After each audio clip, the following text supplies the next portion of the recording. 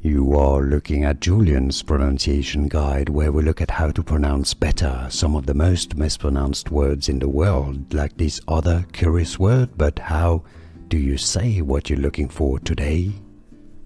Let's learn once and for all how to pronounce this name from Italian, and we're going to look at how it's pronounced in Italian and also in English. It's the name of a cheese manufacturer in Wisconsin.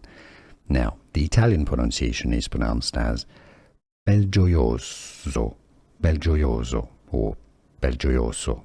Sometimes could be said in Italian. In English, it's pronounced similarly, Belgio, so replace the GI with a J. It makes a bit more sense. Belgioioso,